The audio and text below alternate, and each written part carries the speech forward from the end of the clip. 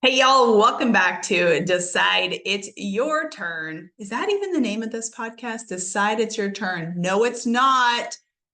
Decide Your Best Life, which is a mini episode. Hello. Oh my God, y'all. Doing two podcasts, I'm telling you, is going to be the death of me. And I'm batch recording these podcasts right now. So why the fuck can't I do it? But I'm doing it in between coaching calls. So here we freaking go. Decide Your Best Life mini episode. Today, I'm going to talk all about change. And isn't that funny? I'm changing it up in my world. So I appreciate you being here. These are the mini episodes. I'm going to keep it under 15 minutes for you.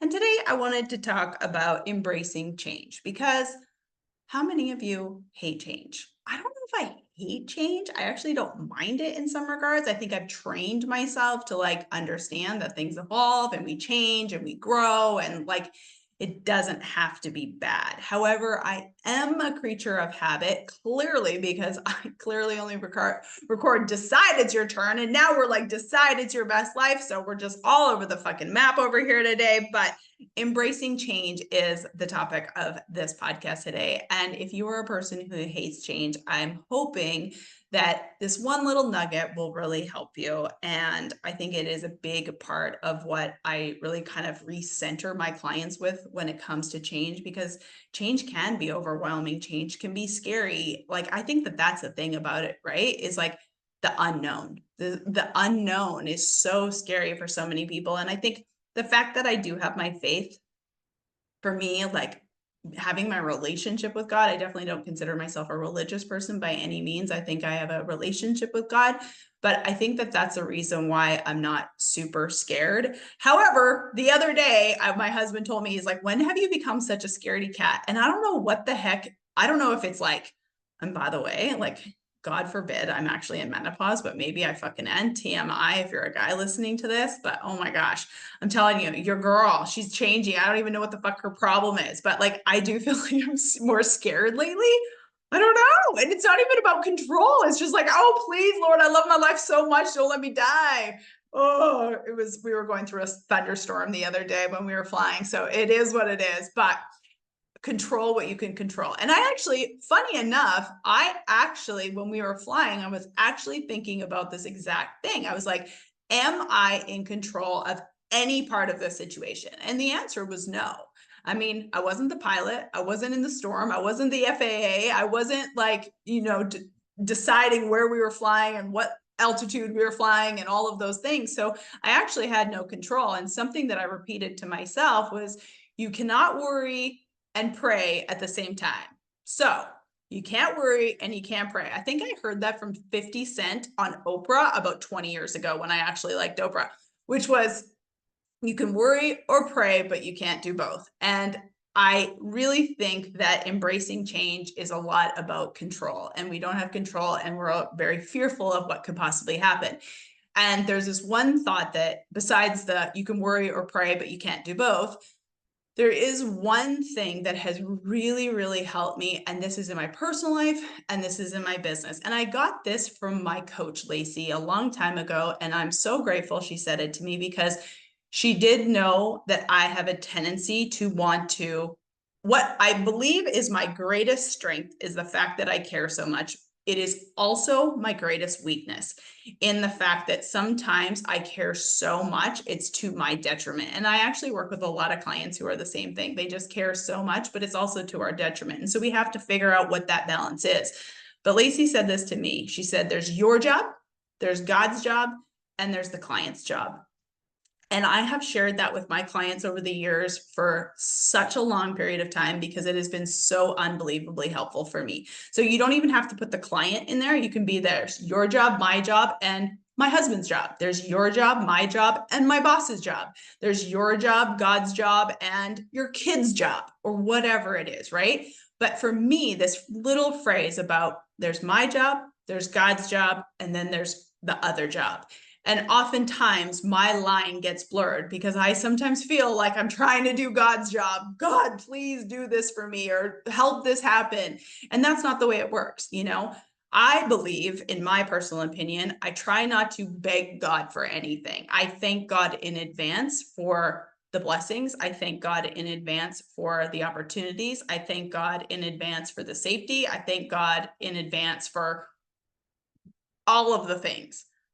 And I also think in hoping that certain things will happen. However, I also know that usually, not usually, always, but sometimes it feels like usually. I'm not perfect, guys. I'll tell you that. Usually it feels that God's job is what I want from him, he usually gives me much more. And the way that he orchestrates it is actually, much better than the way that I would even orchestrate it. And so I always try to remember that. And the one thing about myself, and obviously, as a performance coach, a confidence coach, as a person who really trusts herself, I know when I'm doing my job. I know if I'm doing my job to the best of my ability. I know if I am lacking. I know if I can do more. I know if I have to give myself rest. I know what my job is. And one thing that has allowed me to keep my integrity in this job, has allowed me to know that I'm doing my best, allows me to, give myself grace, is when I put my head down on the pillow, I know my job. And some days I, live up to it 110%. And some days I know that I can wake up the next morning and do better. But I also know my job is not to do God's job and not to do my client's job. There are so many times where I feel like I want it to more for my clients than they even want it themselves. And that's not right. And that's not fair. And I know that I have to trust that what is supposed to be happening for them will be happening for them. And I also know that I work with a ton of people who are extremely high achievers, very motivated, and they're doing their job, and I don't have to worry about doing their job for them. And so perhaps maybe this isn't a client thing. Maybe this is, not a business thing. Maybe this is a personal thing. It's like, maybe you're trying to do your spouse's job too much. Maybe you're trying to do your kid's job too much. As a coach who doesn't have children, I feel like it is a two-sided coin. Sometimes I definitely don't feel like I understand. And then there's other times that I feel like I have a different perspective that is a much needed perspective for my clients, because I often feel like y'all parents are way too hard on yourselves too. But I also see how a lot of times parents, they overstep and they try to do their children's jobs. And sometimes I think that reflecting back to a parent that you have to kind of let your kid, especially at a certain age, do their own thing. And I think that that is a helpful thing, not so much a hurtful thing. And, maybe that's where you use this phrase. What is my job? What is God's job? What is my child's job? What is God's job? What is my job? What is my partner's job? What is God's job? What is my job? What is my boss's job? Maybe my client's job, whatever it is. And I think that this has been unbelievably helpful for me. And I think it has allowed me to embrace change, because when I can let go of the control of the things I cannot control, sometimes you have to think about that when you're, trying to embrace change. There's only certain things that you can control. And in the chaos, especially if you're in a chaotic season, if you're in a hard season, I really want you to think about this. What can you control? And when you're controlling the things that you can control, which are really your job to control, I think you'll feel much better, because a lot of the times there's a lot of shit that you cannot control. My husband and I were in a situation this past weekend where something happened. It was outside of our control, and we both got pretty grouchy. If I'm being 100% honest with you, we got really grouchy for about an hour. We were pissed off. We were negative. We were being bitches, to be 100% honest with you.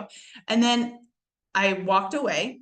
And I said, Christina, what can we control? We can control our mindset in this situation. And I sent my husband a text. I should really pull it up on my phone for you YouTubers. And I wrote my husband back. I said, we have so much to be grateful for. And I started listing off the things about this certain situation.